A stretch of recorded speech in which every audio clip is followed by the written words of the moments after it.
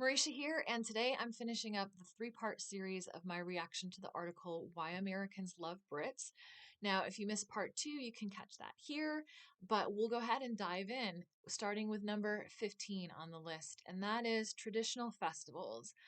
Yes, I think this belongs here. I think that Americans who watch British television anyway are going to be somewhat familiar with and fascinated by traditional festivals.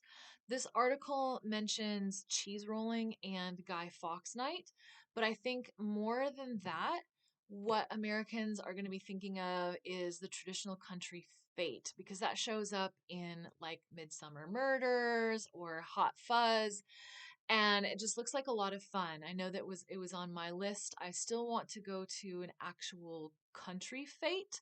I did go to one recently here in London, and it had some of the traditional elements like Splat the Rat, which I was really excited about playing. And I learned how to make a countryman's favor, which for my American audience is basically a craft made out of weaving like long pieces of a wheat like straw and then weaving it into like a circle shape. Um, but it was missing, I think, some of the other elements, like the tent with all the baked goods, where someone got murdered over a jam recipe, a la Midsummer Murders, and the like in Wallace and Gromit, where they have the competitions about who can grow the best zucchini, or here it would be called a courgette or whatever. So it was missing some of that kind of countryside element with maybe showing animals or produce, the baking tent, and having like rides and things. But it did have some of the traditional kind of games and feel of a fete. So that was really cool. Other things that I've experienced that I think Americans would also find um, charming. The first time I saw Morris dancers, that was a blast. Yeah, definitely. I think I would love to not just witness cheese rolling, but actually participate if I thought I could win. And now that I'm in a country where I have good like healthcare, I wouldn't worry about hurting myself doing it. But definitely this belongs on the list. Number 16, afternoon tea. Absolutely. I think this is really high up there on things that Americans think of when they think of the UK and think of what's charming about it. Like tea for sure. And afternoon tea, the idea is you're going to go to like this quaint little shop with like a lace tablecloth and very delicate porcelain teacups with like a floral pattern, and we're going to sit there and we're going to hook our pinkies and sip our tea and pretend that we're in Down Abbey or whatever. And you can find afternoon teas that are like that, but for my American audience who might be thinking about taking a trip to the UK and thinking, I want to do an afternoon tea while I'm there, there are a lot of options, and a lot of them have kind of a more modern feel to them. Some of them are centered around a theme, so you might be able to find like a Harry Potter themed tea, or um, let's see, actually, I think once I saw an advertisement for like a US themed tea, like around 4th of July. So there are a lot of kind of different options available. What I will say for my American audience is if you are planning on doing an afternoon tea, be prepared to be a little surprised by the sticker price compared to the amount of food that you get. So you're gonna get finger sandwiches, but it'll probably be about three. And if you sort of put them all together, they wouldn't be the size of even like a normal sandwich.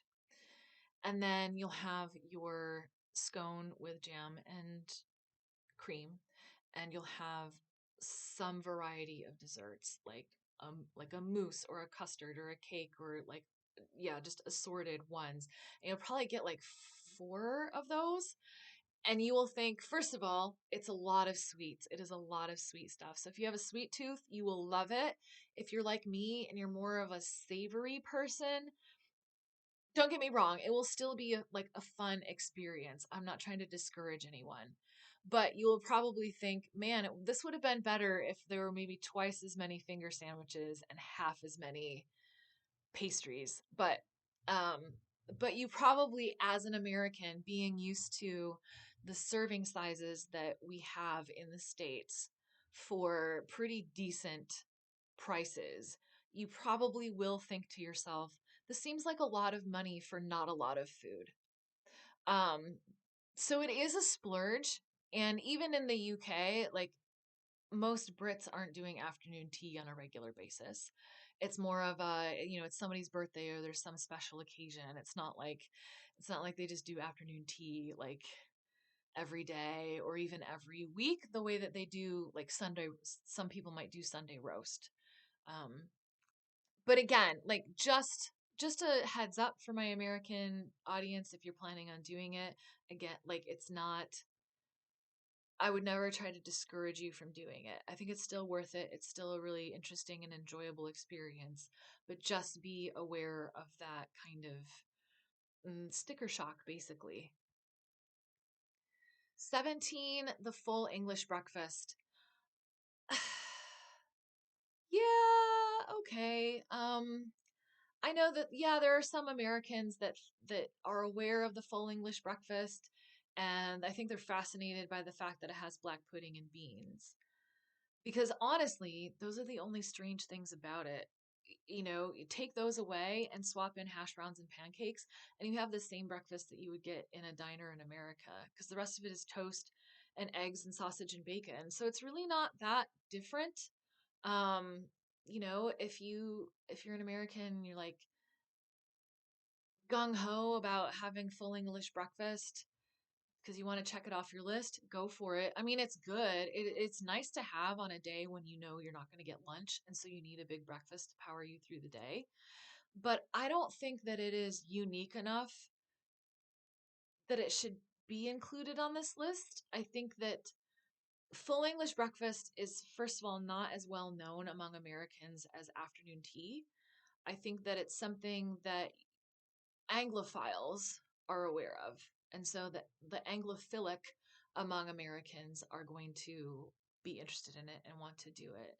But the average American on the street, I don't, again, I've said this in other videos about some of these entries, I don't think they're going to come up with full English breakfast as, what do you think is charming about the UK? I don't think, yeah, average person on the street is going to say full English breakfast.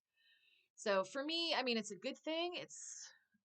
I enjoy it. I just had one the other day, but it's not, like I said, different enough that it should be, and well known enough in the States that it should be included in this list, I don't think.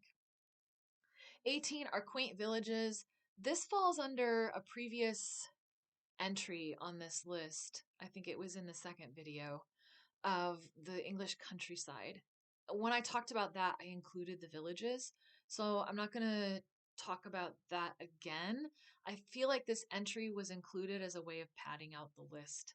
Um, yes, we find your quaint villages charming, but it's part of the English countryside. 19, red buses and phone booths. Absolutely. And I think it's for a couple of reasons. For me personally, my favorite color is red, so like I'm automatically going to be drawn to them. But on that same vein, I think that when you are in a place that is known for being frequently overcast and rainy, having that pop of red, that vibrancy is really helpful in breaking up the gray. But I think more than that, it just is such an iconic emblem of the UK, and I think specifically London. Even after living here almost 2 years, there are times when I'll pass a phone booth and I'll think, oh, should I take a picture of that? Even though I've got plenty of pictures of phone booths, because there is just something really nice about them. I think it's because they are a remnant of a bygone era. I mean, obviously, there aren't any phone booths that are functioning anymore that I'm aware of. Maybe you can find the rare one here or there. Most of them are derelict. They'll have like graffiti on the windows, and obviously the actual phone is not in there. but they remain because they are a big tourist attraction. I was just walking past Westminster the other day and noticed that there are a couple of red phone booths there where people will stand in line to get their picture taken in it because there's also, like, Big Ben in the background or whatever. And it is a little bit amusing to someone who lives here to see people queuing up to take their picture with a phone booth, but like I get it. It is pretty iconic. The buses to a lesser extent because they have advertising on the side, so it's harder to let yourself sort of escape to a bygone era because you just have like this huge advertisement for like Deadpool versus Wolverine or whatever. Um, but they are still nice, I think, because of that pop of red. And so if you're an American and you are coming to the UK and you are just really can't wait to get your picture taken with a red phone booth, that'll be really easy to do. And it'll be even easier to find a souvenir that has a red phone booth or a red bus on it. That is, you will not be hard pressed to find any number of tchotchkes decorated with those. Number 20, the NHS. Yes, absolutely. I think that most Americans recognize that our healthcare system is broken. I mean, there are people in our country who, on any given month, might have to make a choice between paying for their medication and paying their grocery bill. And that is a huge problem with our system. It's immoral that, medical costs are the number one cause of bankruptcy in our country. And even though there are people on the far right who will argue against universal health care by bringing up some of the problems that exist within programs like the NHS, like, yes, there is a long wait line for procedures that are not, emergency procedures or whatever. The NHS is not without its problems, but it is way better than the system that we have in America. I will make a separate video about my own personal experience with the NHS because I did go to the emergency room here. But absolutely, hands down, NHS belongs on this list. And 21, British Telly. This was partly covered, I think, in the entry on British humor, but obviously television includes more than just sitcoms. It has dramas like Downton Abbey and reality shows like Great British Bake Off. And certainly those are things that have um, gained a lot of popularity in the US. I would say that this entry really is kind of like a 50-50 entry. I think that the people in America who watch British television love British television, but you're only talking about maybe half the population. The other half of Americans like don't watch it. Either they're not familiar with it or they're not interested in it. I think especially when you're talking about British humor, there are definitely people who like don't get it, or there may be people who don't like British crime dramas or mystery dramas because I'm only speculating because it's like quieter. Um, I know that that's why my parents like British crime drama. They're always going on about how creative the murders are. Like nobody gets shot because guns aren't like a thing over here. Whereas in the States, like everybody just gets shot in crime shows. And they just really like the very many creative ways that people get killed in in shows like Midsummer Murders and any number of other crime dramas. So the people, yeah, like the Americans who like British television love it, and it does belong on this list for that reason. But I guess I just would be careful of assuming that it's kind of universally popular over in the States the way that something like the royal family or afternoon tea would be. Again, it's one of those things where if you're just stopping the average American in the street and saying, what is it? What do you find charming about the Brits or about the UK? 50-50 chance you'll get someone who mentions that they like British television. Um, Much better odds for, royal the royal family or afternoon tea, things like that. So that's the list. So there were definitely things that belong on it, but definitely things that I don't think so. And I would say I don't think that the writing for this article was very good. And it turns out toward the end, after the concluding paragraph, which is a little bit condescending in its tone toward Americans, so we won't go into that, that there is a sentence that admits, for transparency, this content was partly developed with AI assistance.